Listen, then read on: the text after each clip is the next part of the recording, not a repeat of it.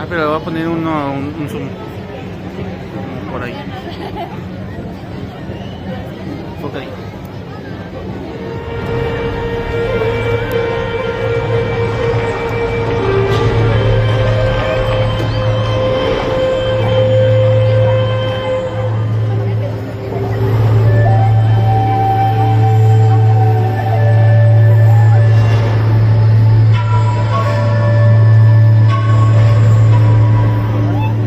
En una ocasión, un joven carretonero del pueblo de Motul, Yucatán, conoció las ruinas de la gran ciudad maya de Chichén Itzá. Aquel joven se llamaba Felipe Carrillo Blanco. Dale un giro al Ticupejilo Xitas. Andando por este camino de Xitas, trabajando como ustedes trabajan para ganarme el sustento, un vigilante de estas ruinas me dijo: ¿por qué no tienes unos estantes de Chichén para que veas las grandes obras hechas por los grandes hombres antiguos? Abandoné mis carros en el pueblo por unas horas y llegué a las ruinas. No puedo expresarles lo que sucedió en mi corazón. Pasé 4 días llorando en este lugar y en muchos otros. Y sentí el alma llena de una enorme amargura. Y fue entonces cuando me pregunté: ¿hasta qué tiempo esas obras podrán ser conocidas por todos? ¿Y qué tiempo más pasarán ignoradas para la mayoría las obras de esos hombres antiguos?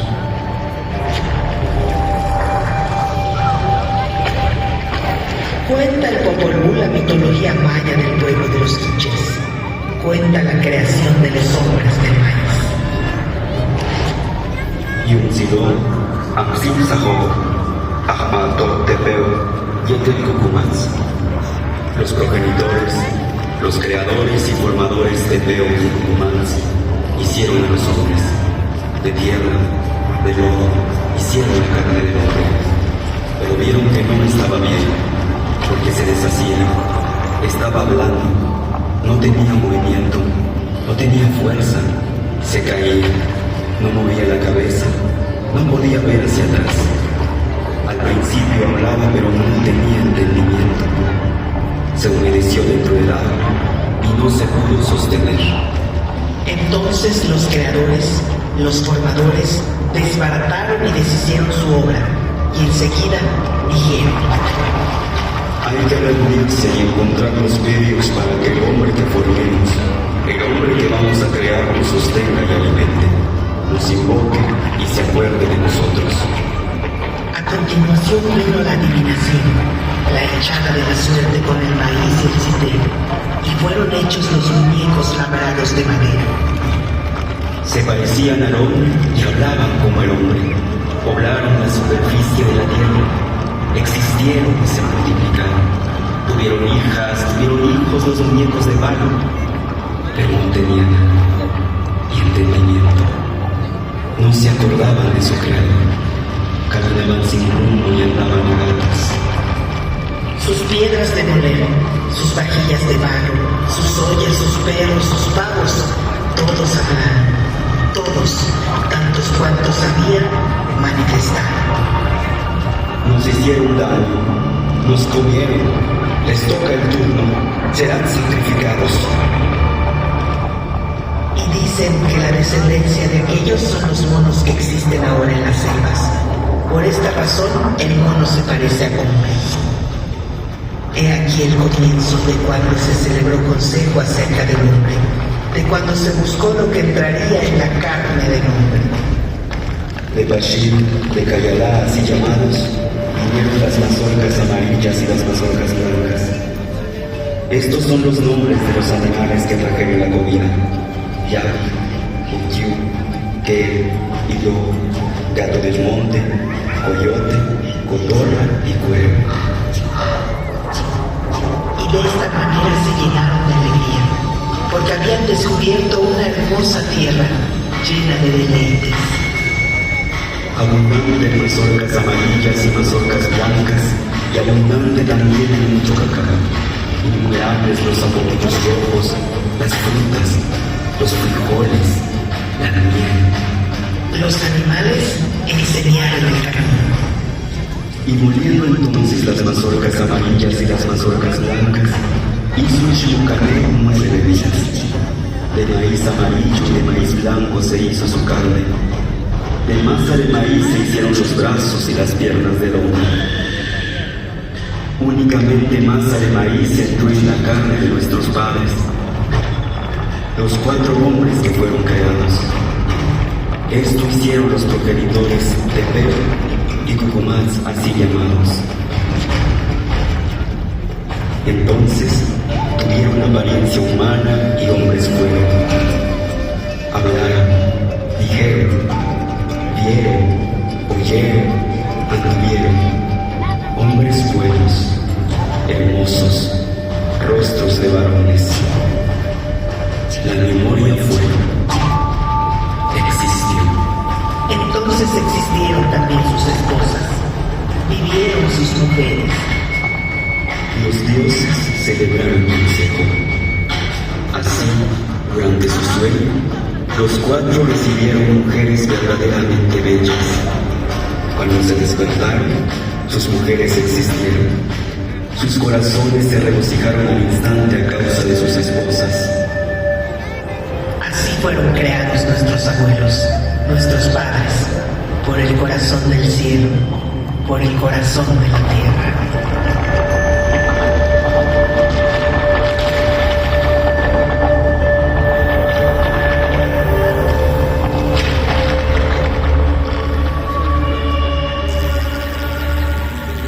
La civilización maya floreció en lo que hoy son los estados de Yucatán, Quintana Roo, Campeche, Tabasco y Chiapas, los países de Guatemala y Belice y el occidente de Honduras y El Salvador. Hace al menos unos 4.000 años, grupos de recolectores y cazadores iniciaron su vida agrícola. Con el tiempo, fueron creando sus propios caracteres culturales, ocuparon una mayor extensión territorial y se intensificó el intercambio cultural y comercial con otros pueblos mesoamericanos. Los antiguos mayas construyeron decenas de ciudades-estado con imponentes centros ceremoniales como Palenque, Uxmal, Yaxchilán, Chichén Itzá, Tikal, Calakmul, Toniná o Bonampak.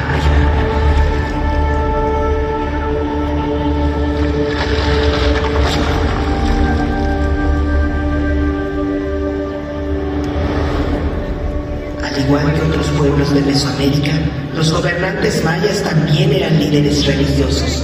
Lo terrenal era una réplica de lo divino. El soberano era el intermediario entre el dios patrono y la colectividad, por lo que era tenido por sobrehumano. La mayoría de la población se dedicaba a la siembra de maíz, frijol, calabaza, chile, tomate y cacao. El tributo que entregaban alimentó a la clase dirigente y a los constructores y escultores de los recintos ceremoniales, a artesanos, pintores y escritores de los códices, quienes crearon un arte esplendoroso.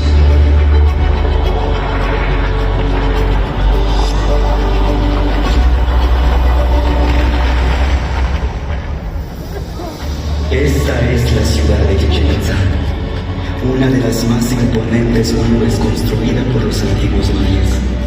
Su mayor esplendor tuvo lugar entre los años 900 y 1200 de nuestra era, cuando llegó a ser habitada por más de 50.000 personas. Es una ciudad cosmopolita y diversa, corazón de toda la península.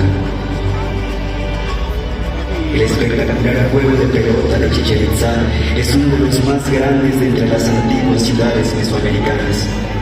En un enorme friso, la cabeza del perdedor decapitado representa la pelota para el juego, un sacrificio humano necesario para el orden divino. Esta construcción fue diseñada para observar la bóveda celeste. Los antiguos mayas fueron grandes observadores del universo y desarrollaron avanzados conocimientos matemáticos, siendo de los primeros pueblos del mundo en utilizar el cerebro. Los calendarios mayas son probablemente los más complejos que ha creado la humanidad. Calcularon con gran exactitud el año solar, el ciclo lunar, los eclipses y el movimiento de Venus.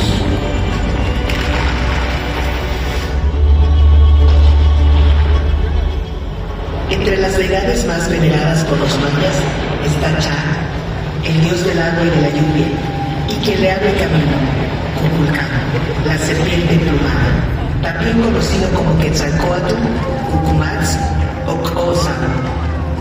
A partir del siglo IX, por influencia del centro de México, los mayas de Chichén Itzá integraron a su cosmogonía a Kukulcán, divinidad que domina esta gran pirámide.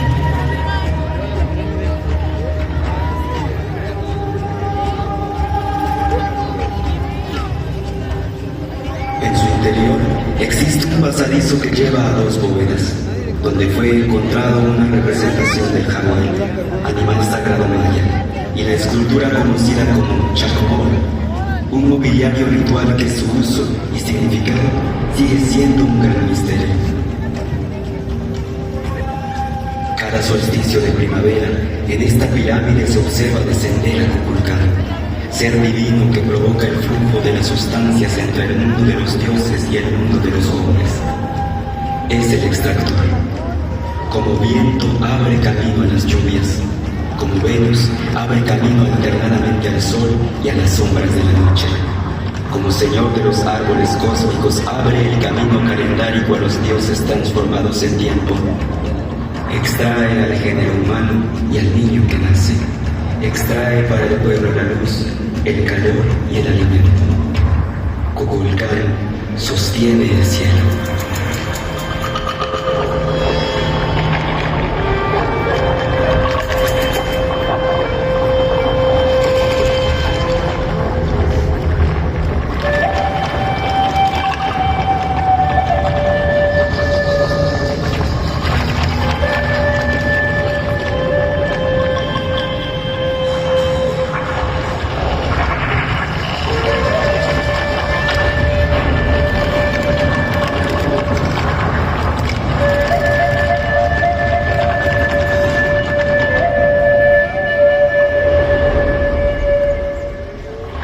En su afán de imponer una nueva religión, los conquistadores españoles destruyeron decenas de códices mayas. Hoy solo conocemos 3 y algunos escritos posteriores a la conquista. Los Chilambala cuentan las alianzas, guerras y migraciones de los pueblos de la península de Yucatán, así como las profecías de un tiempo que consideraban cíclico. Narran la historia de los Itzáes, brujos del agua, constructores de Chichén Itzá. También cuentan la llegada de los españoles. Será el comenzar de los ahorcamientos, el estallar del fuego en el extremo de los brazos de los blancos, cuando caiga sobre la generación de los hermanos menores el rigor de la pelea, el rigor del tributo, cuando les venga la gran entrada del cristianismo, cuando comience mucho a trabajar en los pueblos y la miseria se establezca en la tierra, cuando se extienda por toda la tierra la palabra del Dios de los cielos, solo de pecado hablará, solo de pecado será su enseñanza, inhumanos serán sus soldados, crueles sus mastines bravos. Ay, entristezcámonos porque llegaron. Ay del Itzá, brujo del agua, que sus dioses no van a jamás.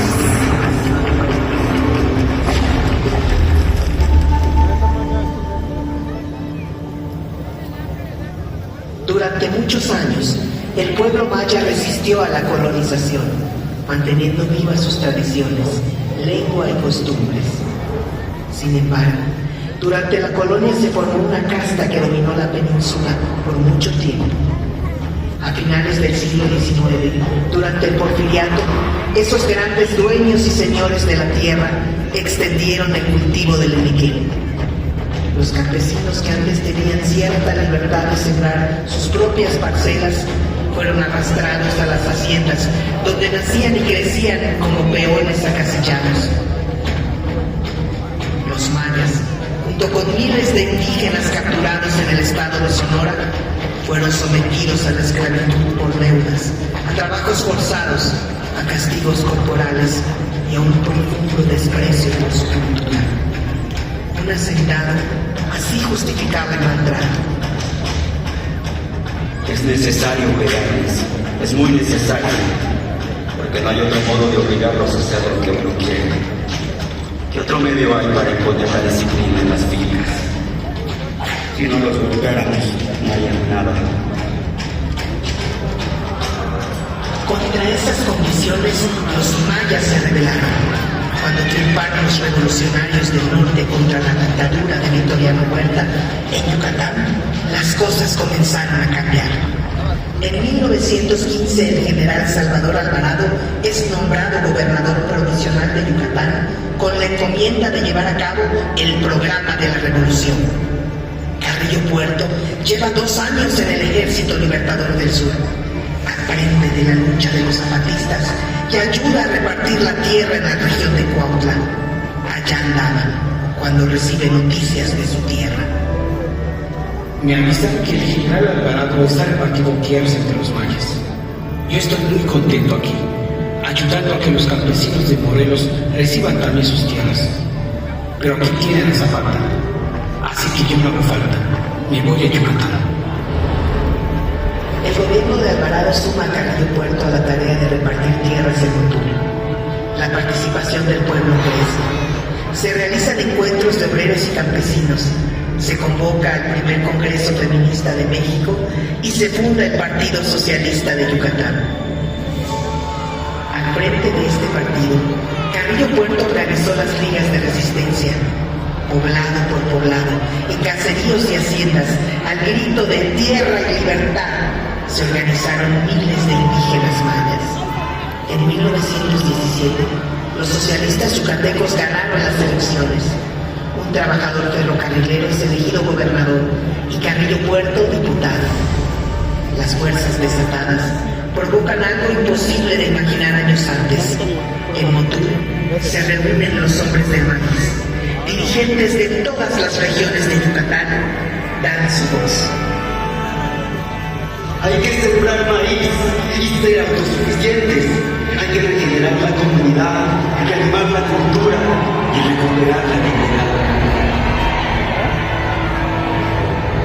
Los hacendados y requeneros defienden sus privilegios y desde los tradicionales periódicos atacan al gobierno socialista.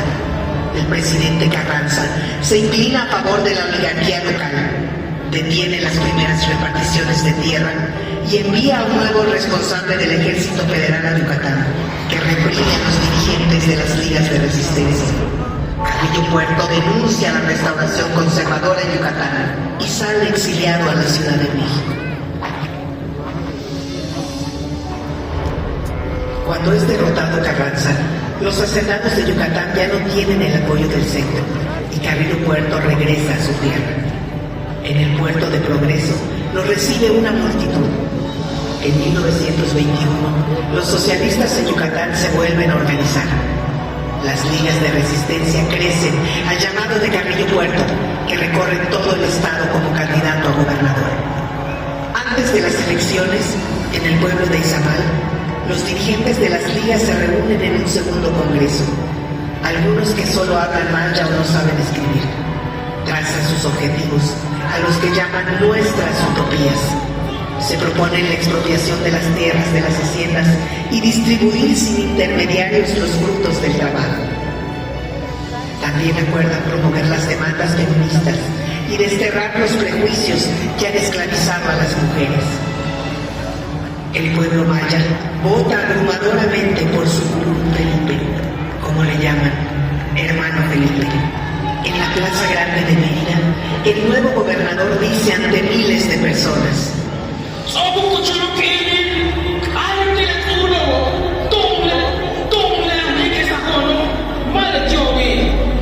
ha llegado el momento de decirle a los señores que somos nosotros los constructores y no ellos. Hay que decirles que sin los trabajadores no existiría esta catedral suntuosa, que sin los trabajadores no existiría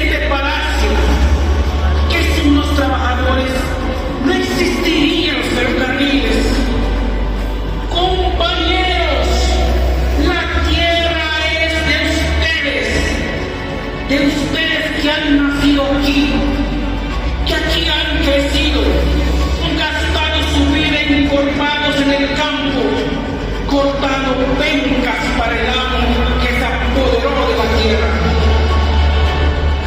En los 2 años que duró el gobierno de Carrillo Puerto, la justicia se abrió paso. 80,000 familias mayas reciben sus parcelas en tierra común. Todos los jueves va el gobernador a los pueblos a firmar la restitución de las tierras a sus dueños originarios. Los peones se mudan de las grandes propiedades donde vivían y construyen sus hogares en los pueblos. Carrillo Puerto abre escuelas, funda la Universidad del Sureste, inaugura carreteras e inicia los trabajos de restauración de Chichén Itzá. Y no se detiene. Promueve el idioma maya, que se enseña en las nuevas escuelas. Reparte miles de libros en las comunidades, entre estos el Popolú y el Chilambana. Quiere animar la cultura en todos los pueblos y las ligas son el espacio comunitario para la organización. Por esos días, Carrillo Puerto escribe: Cada liga tiene una banda o orquesta, ya que nuestra gente es demasiado triste y tiene que aprender a cantar y bailar, no solo sus bellas canciones, sino también otras danzas más alegres y tonadas más libres. Ellos han sido esclavos por tanto tiempo que han olvidado cómo jugar. Los esclavos no juegan, y las personas que juegan no son esclavos. El futuro de Yucatán pertenece a los mayas. Pero la rebelión de Adolfo de la Huerta contra Obregón y Plutarco Elías Calles da el pretexto para que los hacendados de Yucatán promuevan un golpe de Estado contra Carrillo Puerto. Los viejos dueños de Yucatán, la casta acostumbrada a mandar, no tolera el gobierno del pueblo. Los militares al servicio de los hacendados toman medida. Carrillo Puerto con sus colaboradores más cercanos viaja a Motul, mientras los golpistas los persiguen. En la estación del tren de su pueblo los reciben miles. El pueblo no está armado y Carrillo Puerto quiere evitar una masacre. Entonces pide a la gente que regrese a sus casas. En su escape busca el mar para embarcarse, pero es capturado y sometido a un juicio sumario.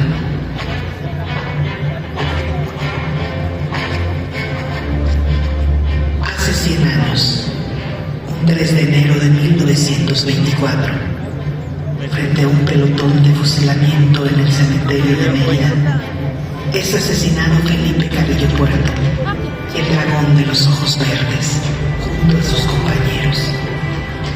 Hasta hoy se canta de su memoria en muchos rincones de Yucatán.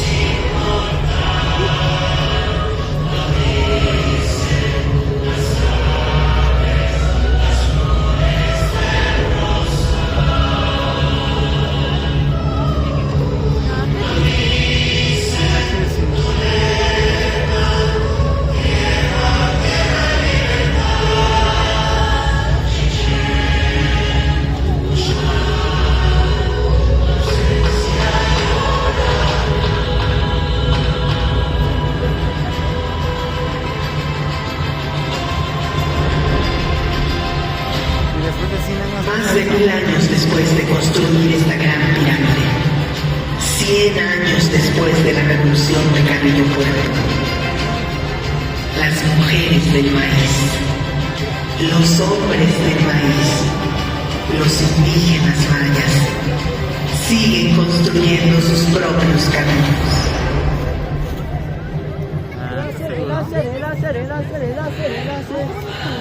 Llévatela,